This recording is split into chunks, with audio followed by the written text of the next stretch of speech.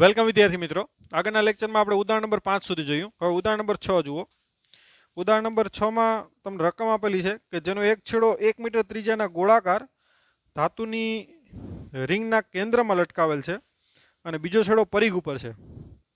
તો 1 મીટર લંબાઈનો ધાતુનો એક સળિયો છે અને 50 રિવોલ્યુશન પર સેકન્ડ જેટલી આવૃત્તિથી એ તેના કેન્દ્રમાંથી પસાર થતી અક્ષને અનુલક્ષીને રિંગના સમતલને લંબ અક્ષને અનુલક્ષીને ભ્રમણ કરવામાં આવે છે. અક્ષને સમાંતર ધ્યાન આપજો. 1 ટેસ્લાનું અચળ ચુંબકીય ક્ષેત્ર છે. તો કેન્દ્ર અને ધાતુની રિંગ વચ્ચે કેટલું ઈએમએફ પેદા થાય? તો પહેલાં આપણે રકમ આખરી છે એને આકૃતિ સ્વરૂપે આપણે સમજીએ. તમને અહીંયા શું કીધું? પહેલાં આપણે એક કામ કરીએ, ચુંબકીય ક્ષેત્ર લઈ લઈએ. ચુંબકીય ક્ષેત્ર અંદર તરફ છે આ રીતે. રકમ વ્યવસ્થિત સમજો.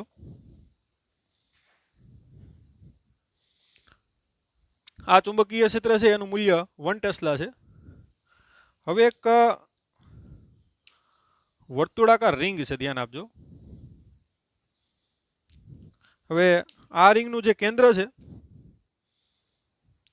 એમાં એક સળિયો છે. સળિયાનો એક છેડો કેન્દ્ર ઉપર છે અને બીજો છેડો છે એ આ રિંગ ઉપર છે, ધ્યાન આપજો. એક છેડો કેન્દ્ર ઉપર અને એની ત્રિજ્યા છે એ r બરાબર 1 મીટર છે. સળિયાની ત્રિજ્યા અથવા તો લંબાઈ કયો તો એ કેટલી છે? 1 મીટર. ટૂંકમાં આ સળિયો છે એનું કેન્દ્ર, રિંગના કેન્દ્ર ઉપર એક છેડો છે અને એક છેડો આ રિંગ ઉપર છે અને આવી રીતે એ ભ્રમણ કરે છે. અને ભ્રમણની ટૂંકમાં અહીંયા તમને આવૃત્તિ f બરાબર 50 હર્ટ્ઝ અથવા 50 રિવોલ્યુશન પર સેકન્ડ, એટલે કે આવૃત્તિ 50 હર્ટ્ઝ આપેલી છે. ઓકે. અને ઓમેગા જેટલા કોણીય વેગથી માનો કે એ ભ્રમણ કરે છે અને આ અક્ષ છે એ ચુંબકીય ક્ષેત્રને સમાંતર છે. જો ચુંબકીય ક્ષેત્ર અંદર તરફ છે, અક્ષ પણ અંદર તરફ છે, બરાબર. અને એ રીતે જે ટૂંકમાં આ ભ્રમણની અક્ષ અને ચુંબકીય ક્ષેત્ર બંને કેવા છે? સમાંતર છે. એ તમને બુકમાં કીધેલું છે. એટલે આ રીતની ટૂંકમાં પરિસ્થિતિ છે. ચુંબકીય ક્ષેત્ર અંદર તરફ છે અને સળિયો એના સમતલમાં છે, આવી રીતે લંબરૂપે. ટૂંકમાં ચુંબકીય ક્ષેત્ર અને આ સળિયા વચ્ચેનો ખૂણો કેટલો થાય? 90નો, બરાબર. કારણ કે ચુંબકીય ક્ષેત્ર અંદર તરફ છે અને સળિયો છે આ રીતે બોર્ડમાં સમતલમાં છે, એમ માની શકો. અને આ રીતે ભ્રમણ કરે છે.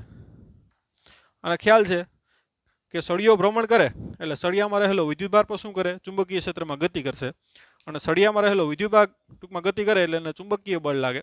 અને ચુંબકીય બળ લાગશે એટલે એને કારણે સળિયાનો જે ધન વિદ્યુતભાર છે ને આ કેન્દ્ર ઉપર જમા થાય અને ઋણ વિદ્યુતભાર છે આવી રીતે રિંગ ઉપર જમા થાય. તો એની વચ્ચે એક પ્રકારનું ઈએમએફ પેદા થાય અને એ ઈએમએફ તમને મેળવવાનું કીધું, બરાબર. તો આ થઈ ગઈ રકમ. તમને શું કીધું કે એક 1 ટેસ્લાનું ચુંબકીય ક્ષેત્ર છે, એમાં એક આવી રીતે રિંગ મૂકેલી છે ધાતુની. આ ધાતુની રિંગ છે. હવે એક સળિયો લીધો. સળિયાનો એક છેડો રિંગના કેન્દ્ર ઉપર છે, બીજો છેડો રિંગ ઉપર છે અને આવી રીતે ભ્રમણ કરે છે. અને બંને ચુંબકીય ક્ષેત્ર અને આની અક્ષ બે સમાંતર છે. એનો મતલબ કે સળિયો છે ને ચુંબકીય ક્ષેત્રને લંબરૂપે આવી રીતે શું કરે? ભ્રમણ કરે. અને ભ્રમણની આવૃત્તિ આપી દીધી. તો ભ્રમણ કરે એટલે આપણે ખ્યાલ છે કે એમાં રહેલો વિદ્યુતભાર પર ગતિ કરે એટલે એને બળ લાગશે. અને બળ કેટલું લાગશે? F બરાબર Q કૌંસમાં V ક્રોસ B. ધ્યાન આપજો. માનો કે આ એક કોઈ ખંડ લઈ લઈ, ધ્યાન આપજો. આ ખંડનો વેગ છે કઈ તરફ થાય? તો કે સ્પર્શક દિશામાં. અને તમે V ક્રોસ B કરો, B કઈ તરફ છે? અંદર તરફ છે. V ક્રોસ B કરો તો અંગૂઠા આ બાજુ આવે. એનો મતલબ કે જે ધન વિદ્યુતભાર છે એ કેન્દ્ર ઉપર જમા થાય અને ઋણ વિદ્યુતભાર સપાટી ઉપર જમા થાય. અને આવી રીતે એની વચ્ચે એક ઈએમએફ પેદા થાય અને એ ઈએમએફ આપણે મેળવવાનું છે. હવે આ સળિયો છે ને એના આ બધા જે અલગ અલગ છે ખંડ, એ બધાનો રેખીય વેગ અલગ અલગ થાય. જો આનો રેખીય વેગ સૌથી ઓછો, એના કરતાં આનો વધારે, એના કરતાં સૌથી રેખીય વેગ આનો વધારે. એટલે આપણે ગતિકીય ઈએમએફનું સૂત્ર BLV થાય. પણ બધા ખંડ માટે V કેવો થાય? અલગ અલગ થાય. એટલે આપણે શું કરશું? આ નાના નાના જે ખંડ છે ને એમાં જે ઈએમએફ પ્રેરિત થાય ને એ ઈએમએફ મેળવશું અને બધાનો શું કરશું? સરવાળો એમ. એટલે આપણે શું કરીએ અહીંયા વ્યવસ્થિત રીતે ધ્યાન આપજો કે ભાઈ આર અંતરે એક ડીઆર લંબાઈનો શું લઈ લઉં? ખંડ લઈ લઉં. એ ખંડમાં પ્રેરિત થતું ઈએમએફ અહીં લીધેલ ખંડમાં પ્રેરિત થતું ઈએમએફ કેવી રીતે થાય એ તો જોયું આપણે કે આ સૂત્ર ઉપરથી ધન વિદ્યુત આ બાજુમાં થાય, ઋણ વિદ્યુત આ બાજુ. આ ખંડમાં કેટલું ઈએમએફ પ્રેરિત થાય? તો ખંડમાં પ્રેરિત થતું ઈએમએફ આપણે ડી કહી દઈએ, નાનું છે એટલે. બરાબર શું થાય? બી એલ, એલની જગ્યાએ શું આવશે અહીંયા? લંબાઈ ડીઆર આવશે. એટલે બી ડીઆર વી. વી એટલે શું છે? તો આ ખંડનો રેખીય વેગ. શા માટે ખંડનું લીધું? કે બધા ખંડ આ જે થાય ને એનો રેખીય વેગ અલગ અલગ થાય, એટલે બધાનું ઈએમએફ થી અલગ અલગ થાય. આપણે નાના ખંડનું લઈ અને આર બરાબર 0 થી એક પેલો ખંડ અહીંયા આવે, લાસ્ટ ખંડ અહીંયા આવે, આર બરાબર કેપિટલ આર. આ બધાનું શું કરશું? સરવાળો. તો કુલ ઈએમએફ ઈ બરાબર સંકલનમાં શું આવશે? બી ડીઆર વી. હવે ધ્યાન આપજો, રેખીય વેગ અને કોણીય વેગ વચ્ચેનો સંબંધ ખબર છે આપણે? વી બરાબર શું થાય? R omega. આ જે રેખીય વેગ છે બરાબર શું થાય? દાખલા કે એનો કોણીય વેગ કેટલો હોય? ઓમેગા હોય. તો આ વી બરાબર શું થાય? R omega. માટે કિંમત મૂકી દો વી ની. ચુંબકીય ક્ષેત્ર અચળ છે એટલે બહાર નીકળી જાય. વી એટલે આર ઓમેગા. ઓમેગા પણ અચળ હોય, બહાર નીકળી જાય એટલે બી ઓમેગા અચળ થઈ જાય. વી બરાબર આર ઓમેગા મૂક્યું, ધ્યાન આપજો. એટલે આર શું આવશે? ડીઆર. કેન્દ્ર ઉપર ખંડ હોય ત્યારે આ બરાબર 0 હોય, સપાટી ઉપર ખંડ હોય ત્યારે આ બરાબર કેપિટલ આર હોય. ઓકે, હવે આનું સંકલન કરો. આર ની 1 ઘાત છે માટે આર ની કેટલી થાય? 2 ઘાત. એટલે બી ઓમેગા આર સ્ક્વેર બાય 2 0 થી કેપિટલ આર.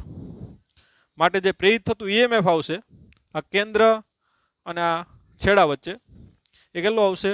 તો કે બી ઓમેગા ઉપરની લિમિટ મૂકો આર સ્ક્વેર બાય 2 માઇનસ 0, એટલે એ સૂત્ર આવશે 1/2 બી ઓમેગા આર સ્ક્વેર. તો આ આવી ગયું ઈએમએફ નું સૂત્ર. ધ્યાન આપજો, આ સૂત્ર છે હવે આપણે યાદ પણ રાખવાનું છે કે આ પ્રકારની કન્ડિશન હોય ત્યારે સળિયો ટૂંકમાં ગતિ કરતો હોય આવી રીતે, તો સળિયાના કેન્દ્ર અને આ ટૂંકમાં છેડા વચ્ચે જે ઈએમએફ પ્રેરિત થાય એ કેટલું આવે? બી 1/2 બી ઓમેગા આર સ્ક્વેર. જ્યાં બી એટલે શું છે? તો કે ચુંબકીય ક્ષેત્ર. ઓમેગા એટલે એ સળિયાનો શું છે? કોણીય વેગ. અને આર એટલે શું છે? તો કે એની ત્રિજ્યા. બરાબર, તો ખાસ આ સૂત્ર આવી રીતે નોટ કરો. હવે અહીંયા તમને બધી ડિટેલ આપી દીધી. બી બરાબર 1 ટેસ્લા છે તો કિંમત મૂકી દઈએ આપણે 1/2 બી એટલે 1, ઓમેગા એટલે ધ્યાન આપજો 2πf થાય, એટલે આપણે લખ નાખીએ પહેલા 1/2 બી ઓમેગા એટલે શું થાય? 2πf R square. 1/2 આ 1 2 ગુણ્યા 3.14 ગુણ્યા એફ એટલે અહીંયા આવૃત્તિ કેટલી આપી દીધી? 50, અને આર એટલે ત્રિજ્યા કેટલી આપી દીધી? 1 મીટર. એટલે 1 નો શું આવશે? વર્ગ. માટે આ 2 કેન્સલ થાય. 3.14 ગુણ્યા 50 કરીએ આપણે,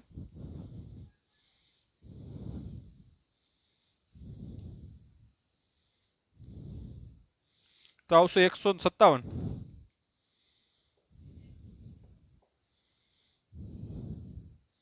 ઓકે, વોલ્ટ. તો એની વચ્ચે જે વોલ્ટેજ પેદા થાય એ કેટલા થશે? 157 વોલ્ટ. ઓકે, તો આ રીતે આરામથી તમે ટૂંકમાં ઈએમએફ ગણી શકો. ઓકે, તો આ થઈ ગયું ઉદાહરણ નંબર 6. આ સૂત્ર ખાસ ધ્યાનમાં રાખવાનું છે. હવે ધ્યાન આપજો, હવે આ પ્રકારનું હોય.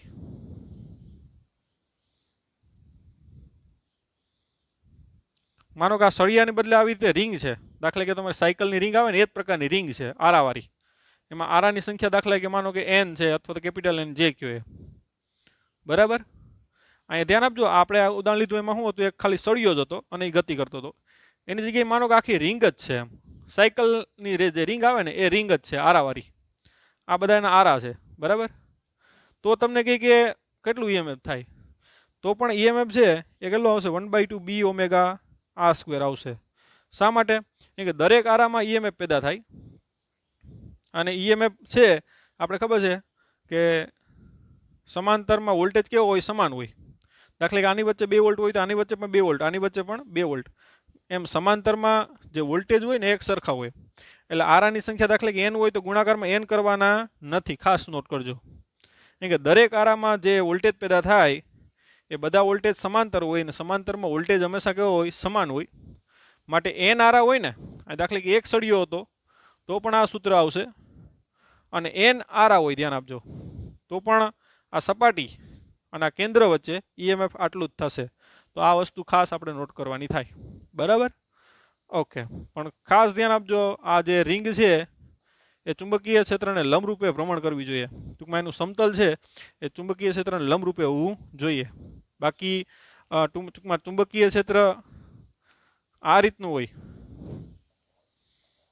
માનો કે ઉપર તરફ, અને રિંગ આવી રીતે આમ ભ્રમણ કરે તો આમાં કંઈ થવાનું નથી. આ રિંગ છે ને એ આ રીતે ભ્રમણ કરવી જોઈએ. ખ્યાલ આવ્યો? એને લંબરૂપે રહીને આ રીતે આમ ભ્રમણ કરશે ને તો કોઈ પ્રકારનું ઈએમએફ પેદા થશે નહીં, કેમ કે ફ્લક્સમાં કોઈ ફેરફાર જ નહીં થાય. કેમ કે ટૂંકમાં આ રીતે ભ્રમણ કરે, જો માનો કે આ રીતે ભ્રમણ કરે છે સળિયો, તો અહીંયા તમે જો આ વી અને આ બી વચ્ચેનો ખૂણો કેટલો થાય? તો કે 90 જ થાય. ખ્યાલ આવ્યો? માનો કે આ સળિયો છે આ રીતે, ચુંબકીય ક્ષેત્ર પણ ઉપર, બંને વચ્ચેનો ખૂણો કેટલો થાય? 0. તો sin 0 કેટલો થાય? 0. દાખલા કે આ રીતના આમ છે.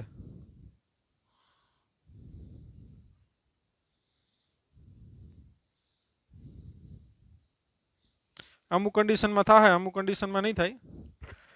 બી ઓમેગા આર સ્ક્વેર, આ સળિયો છે ને એને ઓલ ઓવર કોઈ પ્રકારનું વિદ્યુતભાર છે ને જમા નહીં થાય.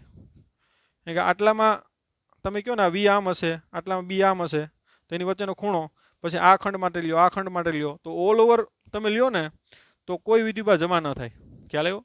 એટલે આ કન્ડિશનમાં જ ટૂંકમાં એ પ્રકારનું થાય. તો એ પણ વસ્તુ આપણે ખૂણો પણ ખાસ અહીંયા નક્કી કરવાનો થાય. તો એ પણ અહીંયા ખાસ તમારે જોવાનું રહે. હવે ઉદાહરણ નંબર 7 છે ને એમાં આ જ સૂત્ર આવશે. એમાં આટાની સંખ્યા આપી દીધી. બરાબર? ઉદાહરણ નંબર 7ની રકમ વાંચીએ આપણે, અહીંયા જ આવી જશે.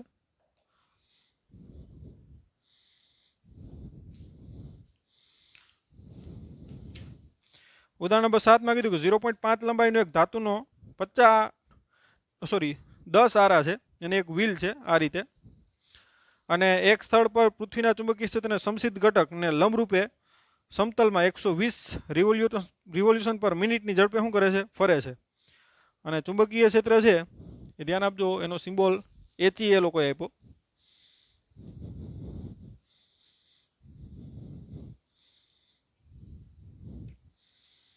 એચઈ એટલે સમસિદ્ધ ઘટક. આપણે એનો સિમ્બોલ બી જ લેશું.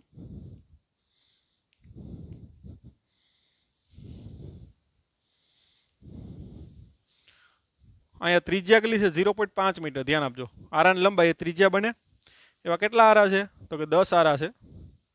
અને એક સ્થળ પર પૃથ્વીના ચુંબકીય ક્ષેત્રને સમસિદ્ધ ઘટક બી બરાબર આપી દીધો. ત્યાં એચઈ સિમ્બોલ આપણે બી જ લેશું. અને એ 0.4 ગોસ, 0.4 ગોસ એટલે 0.4 × 10⁻⁴ ટેસ્લા. અને વ્હીલની રીમ અને ટૂંકમાં કેન્દ્ર વચ્ચે પ્રેરિત થતું ઈએમએફ આપણે મેળવવાનું કીધું. અહીંયા જે ભ્રમણની આવૃત્તિ છે ધ્યાન આપજો, 120 રિવોલ્યુશન પર મિનિટ. એને આપણે સેકન્ડમાં ફેરવવું, કેમ કે આવૃત્તિ એટલે પર સેકન્ડ થાય. એટલે ભેગા કેટલા કરી નાખીએ? 60. એટલે રિવોલ્યુશન પર શું આવશે? સેકન્ડ. એટલે 2 રિવોલ્યુશન પર સેકન્ડ. આ ટૂંકમાં એની આવૃત્તિ આપી દીધી. ઓકે. તો ઈએમએફ આપણે મેળવવાનું છે. તો સેમ સૂત્ર આ જ રીતનું છે. એન આરા હોય તો પણ આપણે ખબર છે કે ચુંબકીય ક્ષેત્ર બી બરાબર શું થાય? 1/2 બી ઓમેગા આર સ્ક્વેર. 1/2 બી ઓમેગા એટલે શું થાય? અહીંયા 2πf ઇન્ટુ આર સ્ક્વેર.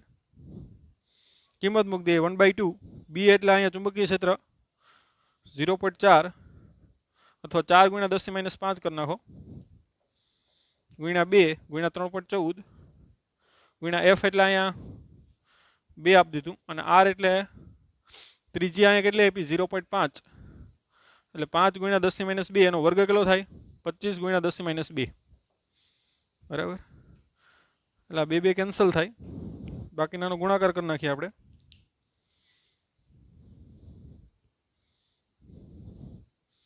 25 દુ 50, 50 ચોક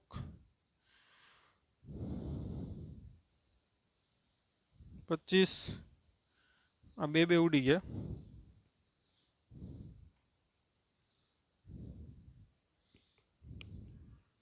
અમે શું કર્યું બી 1/2 બી એટલે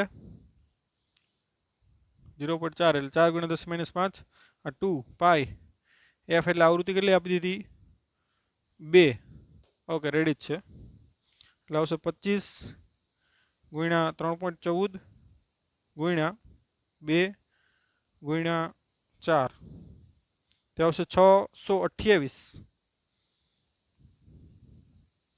× 10 ની કેટલી આવશે તો -5 ને -2 એટલે માઇનસ કેટલી આવશે 7 એટલે કે 6.28 × 10 ની માઇનસ કેટલી આવશે 5 વોલ્ટ સોરી ઈએમએફ છે ધ્યાન આપજો સોરી તો આ રીતે જવાબ આવશે 6.28 × 10 - 5 વોલ્ટ તો આ રીતે આરામથી સ્વાધ્યાયન દાખલા નંબર 7 છે એમાં આ સૂત્રમાં ખાલી કિંમત જ મૂકવાની છે હવે સ્વાધ્યાયન દાખલા નંબર આ 7મો હતો સોરી ઉદાહરણ નંબર 7મો હતું હવે ઉદાહરણ નંબર 8 જુઓ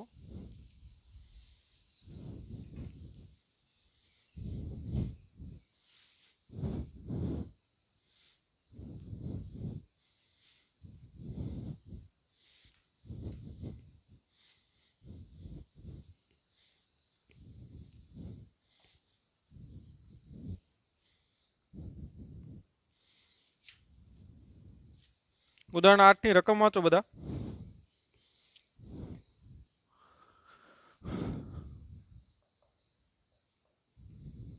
આકૃતિ નીચે તમને આપી દીધી એનો આપણે સંદર્ભ લેવાનો છે એક લંબચોરસ વાહકની ભુજા PQ જે છે x = 0 પાછળથી ગતિ કરવાની શરૂઆત કરવામાં આવે છે અને એક સમાન ચુંબકીય ક્ષેત્ર લંબ રૂપે છે એમ આપણે થિયરી ભણી ગયા એ રીતનું x = 0 થી x = b સુધી ચુંબકીય ક્ષેત્ર વિસ્તરણ થયેલું છે અને x b થી વધી જાય ત્યારે ચુંબકીય ક્ષેત્ર કેવું થઈ જાય શૂન્ય થઈ જાય તો ભુજા PQ એ નોંધપાત્ર અવરોધ ટૂંકમાં સ્મોલ r ધરાવે છે જ્યારે PQ અચળ ઝડપ v સાથે x = 0 થી x = 2b સુધી ખેંચવામાં આવે અને ત્યારબાદ x = 0 તરફ પાછો ખસેડવામાં આવે તો આ સ્થિતિનો આપણે ટૂંકમાં વિચાર કરવાનો છે અને એના માટે એમાં જે પ્રેરિત થાય ફ્લક્સ થતું એમાં પ્રેરિત થતું EMF અને જરૂરી જે બળ છે એ અને જૂલ ઉષ્મા આ બધાના ટૂંકમાં સૂત્રો મેળવવાના છે અને અંતર સાથે ટૂંકમાં એની આલેખ પણ આપણે ડ્રો કરવાનો છે તો પહેલાં આપણે આકૃતિ દોરી દઈએ LM PQRS બરાબર ચુંબકીય ક્ષેત્ર આ રીતનું છે બહાર તરફ તમારી તરફ આવે છે કારણ કે ડોટ છે એટલે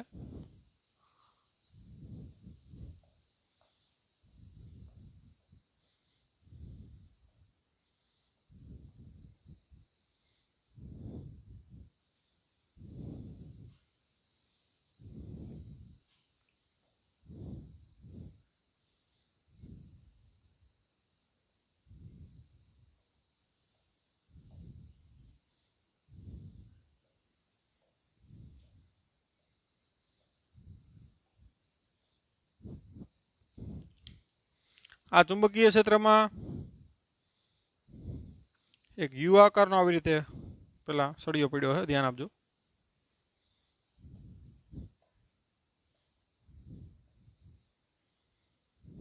ઓકે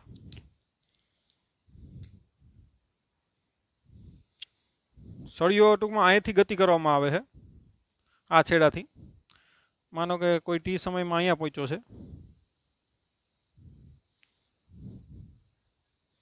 આ બી આગળ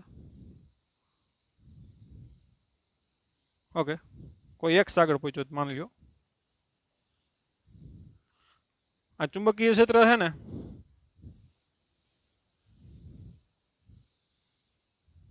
આ ચુંબકીય ક્ષેત્ર એ બી અંતર સુધી છે તમને કહી દીધું રકમમાં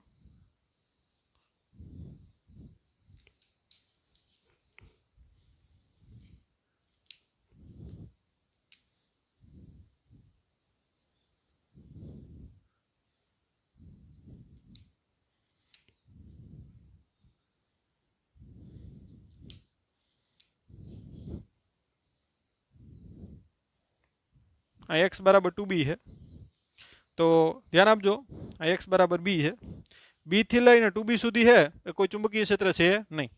સળિયો છે, ધ્યાન આપજો, સળિયાનું નામ આપી દો પી ક્યુ, આ આર ને આ એસ, બરાબર, આ એમ અથવા તો એલ કહી દો કન્ડિશન ના એમ. સળિયો છે અહીંથી ગતિ કરાવવાની શરૂઆત કરવામાં આવે. માનો કે કોઈ એક અંતરે પહોંચ્યો ત્યારે દોર્યું, ત્યારબાદ એક્સ બરાબર બી આગળ પહોંચે, એક્સ બરાબર બીથી પછી ટુ બી આગળ પહોંચે અને પાછો એને ખેંચવામાં આવે અને પાછો અહીંયા અત્યાર સુધી લઈ આવવામાં આવે. આ રીતના સળિયાને ગતિ કરવામાં આવે છે. તો સળિયાને અહીંથી ગતિ કરવાની શરૂઆત કરો તો ફ્લક્સમાં ફેરફાર થશે, એટલે ઈએમએફ પ્રેરિત થશે. એમાં આપણે ખ્યાલ છે, આપણે થિયરી ભણી ગયા છે. પછી અહીંયા સુધી આવશે, ત્યારબાદ અહીંથી ચુંબકીય ક્ષેત્ર બી 0 થઈ જાય એટલે કોઈ ઈએમએફ નહીં મળે. અહીંયા સુધી ઈએમએફ નહીં મળે, પાછું અહીંયા સુધી ઈએમએફ નહીં મળે, પાછો ફ્લક્સમાં ફેરફાર થાય એટલે ઈએમએફ મેળવવાનું ચાલુ થાય. અને ઈએમએફ મેળવવાનું છે, આપણે બળ મેળવવાનું છે, બરાબર. ત્યારબાદ જુલુસમાં મેળવવાની છે અને ફ્લક્સ. આટલી વસ્તુનો આપણે ગ્રાફ ડ્રો કરવાનું છે અને સૂત્રય મેળવવાના છે. તો પહેલા ફ્લક્સ મેળવીએ, ધ્યાન આપજો. પહેલા આપણે મેળવશું ચુંબકીય ફ્લક્સ.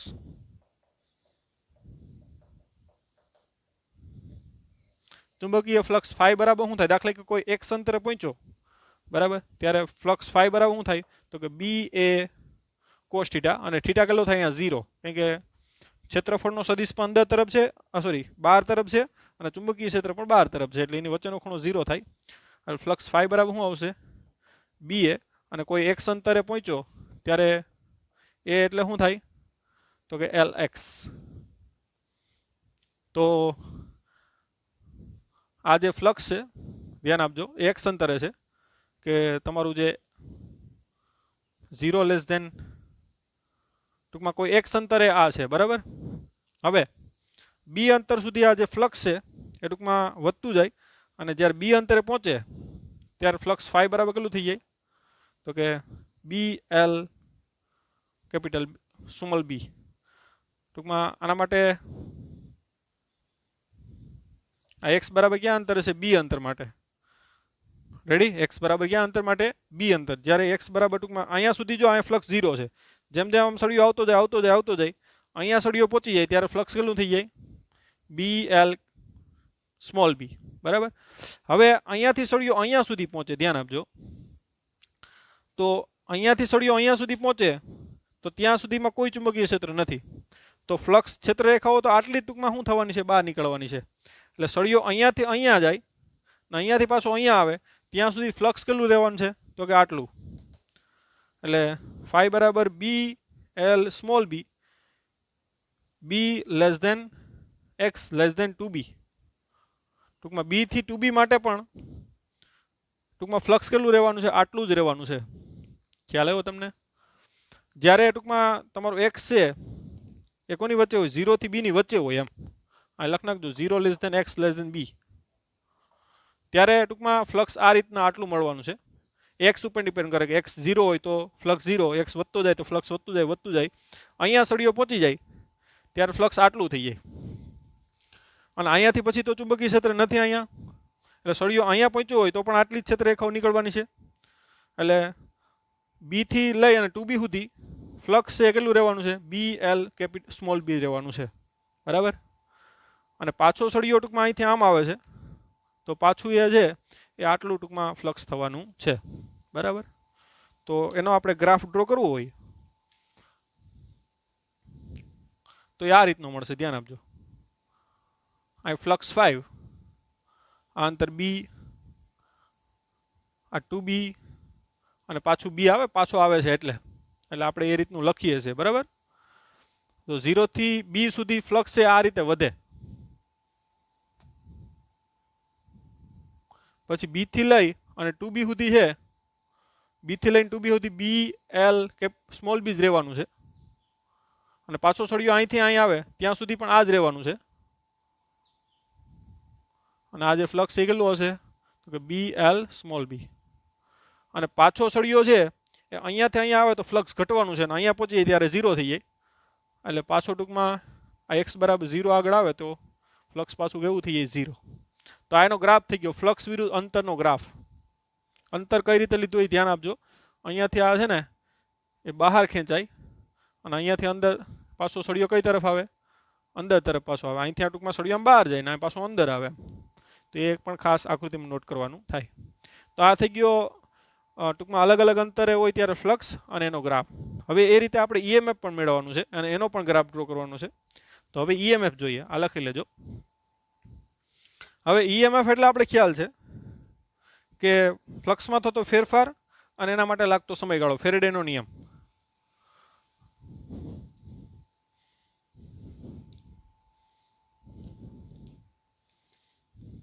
તો અહીંયાથી અહીંયા સુધી સળિયો પહોંચે ત્યારે સતત શું થાય, ફ્લક્સમાં ફેરફાર થાય અને ઈએમએફ પ્રેરિત થાય.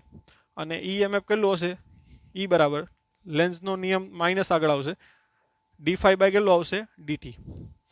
હવે સળિયો અહીંયાથી અહીંયા સુધી પહોંચે ત્યારે ફ્લક્સમાં ફેરફાર થશે અને એ નિયમિત થાય એટલે આ જે ઈએમએફ હશે એ અચળ હશે અને આટલું હશે. અને એ ટૂંકમાં ક્યાંથી ક્યાં સુધી, તો 0 less than x less than b માટે. પછી ઈએમએફ 0 હશે ક્યારે, તો કે બી થી લઈ અને 2b સુધી. શા માટે, કે બી થી લઈને 2b સુધી શું છે, ટૂંકમાં ચુંબકીય ક્ષેત્ર 0 છે. ચુંબકીય ક્ષેત્ર 0 હોય તો ઈએમએફ કોઈ પ્રેરિત થવાનું છે નહીં. કેમ કે ચુંબકીય ક્ષેત્ર 0 હોય તો ફ્લક્સમાં કોઈ ફેરફાર ન થાય ને અહીંયાથી અહીંયા સુધીમાં. તો ટૂંકમાં ઈએમએફ કેવું રહેવાનું છે, 0. કેમ કે અહીંયાથી અહીંયા સુધીમાં તમારું ફ્લક્સ અચળ છે, એમ ટૂંકમાં એમાં ફેરફાર કેવો થાય, 0 થાય. બરાબર, માટે કોઈ ઈએમએફ પ્રેરિત થશે નહીં. તો એનો ગ્રાફ આપણે જોડે જોડે દોરવો હોય તો અહીંયા લખી નાખો ઈએમએફ અંતર 0 થી b છે એમાં આટલું ઈએમએફ અચળ હોય, ધ્યાન આપજો. કે ફ્લક્સમાં નિયમિત ફેરફાર થાય ને તો ઈએમએફ કેવું હોય, અચળ હોય, અચળ હશે. અને એને આપણે ઋણ છે એટલે નીચે તરફ ડ્રો કરી દઈએ તો ચાલે. આ રીતે ઈએમએફ કેવું હશે, અચળ. ની કેટલું હશે, તો કે અને ઈએમએફ નું સૂત્ર આપણે ખ્યાલ છે, આપણે BLV થી મેળવીએ d બાય dt. ફાઈ બરાબર શું થાય, BLX. તો માઇનસ કેટલું થાય, BL dx બાય dt એટલે કેટલું થાય, v થાય, જે આપણે ગતિકીય ઈએમએફ મેળવેલું છે. તો આ કેટલું થાય, માઇનસ BLV. કેમ કે અહીંયા જે સળિયાનો વેગ છે એ અચળ છે, L અચળ છે, B અચળ છે.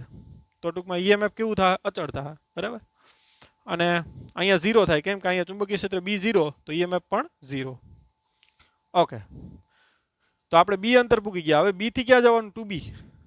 સોરી, B થી 2B પહોંચી ગયા. B થી 2B માટે શું થાય, તો કે ઈએમએફ 0 થાય. બરાબર, અને પાછા શું આવી છે, પાછા 2B થી B માં આવે. ધ્યાન આપજો, અહીં B થી 2B પહોંચ્યા, હવે 2B માંથી પાછા B આવે તો પણ ઈએમએફ કેવું થાય, 0. અને પછી હવે B થી પાછા ક્યાં આવો, 0 આવો તો પાછો ફ્લક્સમાં ફેરફાર થાય, ઈએમએફ પ્રેરિત થાય, આટલું થાય. અને એ છે એ વિરુદ્ધ દિશામાં થાય એટલે આ બાજુ શું લેવું પડશે આપણે, ધન.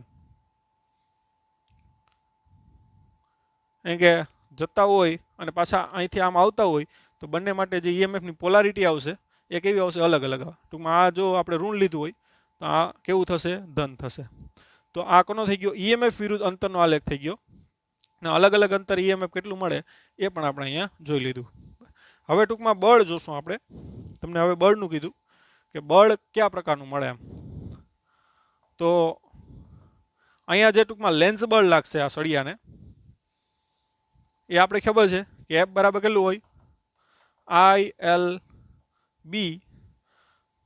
સળિયો પ્રવાધારિત સળિયો એટલે એને ચુંબકીય ક્ષેત્ર મૂકો તો બળ લાગે, અને આટલું છે. અને ILB sin 90 થાય. બરાબર, અને આપણે વિદ્યુત પ્રવાહની જો કિંમત મૂકવી હોય તો આપણે ખબર છે કે ઈએમએફ કેટલું થાય, BLV થાય. Sorry, okay, EMF E is equal to કેટલું થાય, BLV. અને B ઇઝ ઇક્વલ ટુ શું થાય, તો કે E ના છેદમાં BL.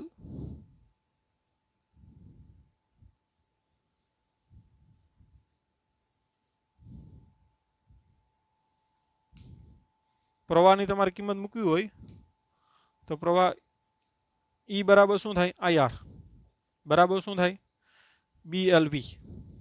તો I બરાબર શું થાય, BLV ના છેદમાં R. તો અહીં પ્રવાહની ટૂંકમાં કિંમત મૂકી દો. કે આ બધી વસ્તુ આપણે આપેલી છે, BLV અને R. કે તમને કીધું કે આ જે લૂપ છે ને એનો અવરોધ સ્મોલ r છે. એટલે અહીં સ્મોલ આર લખજો, બરાબર. તો આપણે પ્રવાહની ટૂંકમાં કિંમત મૂકવી પડે, કેમ કે પ્રવાહ તમને રકમમાં આપ્યો નથી કે ભાઈ લૂપમાંથી આ જેટલો પ્રવાહ પસાર થાય, તો તમારે ટૂંકમાં સૂત્ર પ્રવાહનું અહીં મૂકી દેવું પડે. માટે બળ કેટલું આવશે અહીં મૂકી દો, તો એલ બી એલનો વર્ગ થઈ જશે, એટલે બી સ્ક્વેર એલ સ્ક્વેર અને વી આવશે છેદમાં સ્મોલ આર. તો આ રીતનું ટૂંકમાં બળ આવશે. હવે બળ અલગ અલગ અંતર માટે કેટલું થાય એ ખાસ આપણે જોવાનું થાય. તો એફ બરાબર ટૂંકમાં બી સ્ક્વેર એલ સ્ક્વેર વી ના છેદમાં આર એ ક્યાં સુધી હોય, તો કે 0 less than x less than b માટે બળ એફ બરાબર 0 થઈ જાય. કોના માટે, કેમ કે ચુંબકીય ક્ષેત્ર 0 હોય ને, કોના માટે, તો કે b less than x less than 2b માટે, બરાબર. તો આ રીતનો ટૂંકમાં હવે, કેમ કે અહીંયા ચુંબકીય ક્ષેત્ર 0 થઈ જાય ને, તો કોઈ બળ લાગવાનું છે નહીં. લેન્સ બળ, લેન્સ બળ ક્યાંથી ક્યાં સુધી લાગશે, સળિયો અહીંયાથી અહીંયા આવે અને પાછો અહીંયાથી ક્યાં પહોંચે, અહીંયા. એના માટે જ આ લેન્સ બળ લાગશે. લેન્સ બળ લાગશે 0 થી ટૂંકમાં બીની વચ્ચે જ લાગવાનું છે. અને એ બળ છે, ધ્યાન આપજો, એ અચળ હશે, કેમ કે ચુંબકીય ક્ષેત્ર બી એલ અને વી આ વસ્તુ કેવી છે, અચળ છે. એટલે એનો ગ્રાફ પણ આ પ્રકારનો જ આવશે. તો જે ગ્રાફ અહીંયા ટૂંકમાં બળનો કરી નાખો તો ચાલે. અને અહીંયા બળ લખજો તમે બી સ્ક્વેર એલ સ્ક્વેર વી ના છેદમાં આર.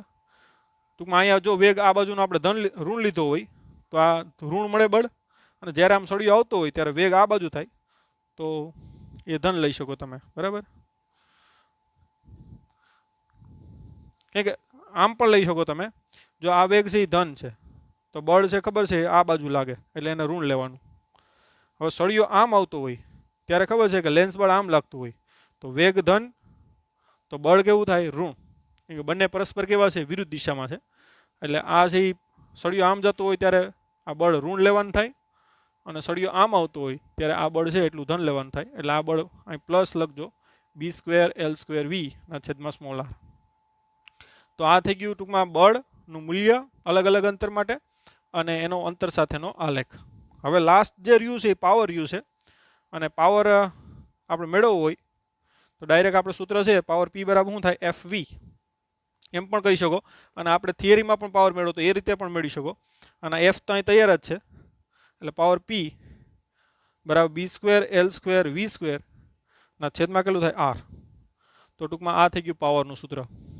અને પાવર છે એ 0 less than x less than b માટે આટલો હશે, અને પાવર પી બરાબર 0 હશે ક્યાંથી, તો કે b less than x less than 2b. કેમ કે b less than x less than 2b માટે ચુંબકીય ક્ષેત્ર 0 હોય તો કોઈ પ્રકારનો પાવર છે એ તમને મળશે નહીં. કેમ કે અહીંથી અહીંયા સુધી કોઈ યાંત્રિક કાર્ય કરવું જ ના પડે, બરાબર, ચુંબકીય ક્ષેત્ર વિરુદ્ધ. કેમ કે લેન્સ બળ લાગવાનું નથી, લેન્સ બળ ન લાગે તો પાવર કેવો થઈ જાય, 0. તો અહીંયા પણ જોઈ શકો સૂત્રમાં કે બી થી લઈને 2b સુધી બી ચુંબકીય ક્ષેત્ર 0 હોય એટલે પાવર કેવો થઈ જાય, 0. પણ અહીંયા ખાસ નોટ કરજો કે સળિયો અહીંથી અહીં પહોંચતો હોય પછી અહીં આવે અને પાછો અહીંયાથી અહીંયા આવે, બંને માટે વેગનો વર્ગ છે, ધ્યાન આપજો. એટલે વેગનો વર્ગ આવે એટલે પાવર કેવો આવશે, ધન આવશે. બળમાં જો વેગનો વર્ગ નથી એટલે બળ છે એ આ નીચેનું ધન અને ઉપરનું ઋણ આવી રીતે મૂકવું પડે. પણ પાવર તો કેવો થાય, ધન જ થાય. કેમ કે જતો હોય ત્યારે પણ વેગનો વર્ગ જ ધન થઈ જાય, અને આવતો હોય ત્યારે પણ વેગ ઋણ હોય તો પણ એનો વેગનો વર્ગ કેવો થઈ જાય, ધન. તો પાવરમાં આ બંને છે એ પોઝિટિવ આવશે, બાકી કોઈ ફરક આવશે નહીં. તો આ રીતે ચારે ચારના ટૂંકમાં અંતર સાથેના મૂલ્ય મેળવી શકાય અને એનો ગ્રાફ ટૂંકમાં આ રીતે દોરી શકાય. તો આ વિડીયો છે ટૂંકમાં આ દાખલો ખાસ કરીને બીજી વખત જોજો તો વધારે અન્ડરસ્ટેન્ડિંગ આવશે. ધીરે ધીરે એક સ્ટેપ બાય સ્ટેપ એ કરતા જજો તો વધારે તમને ખ્યાલ આવશે. તો આજના લેક્ચરમાં આપણે અહીંયા સુધી રાખીએ. નેક્સ્ટ આપણે અહીંયાથી આગળ વધશું. ત્યાં સુધી bye bye, take care, have a nice day.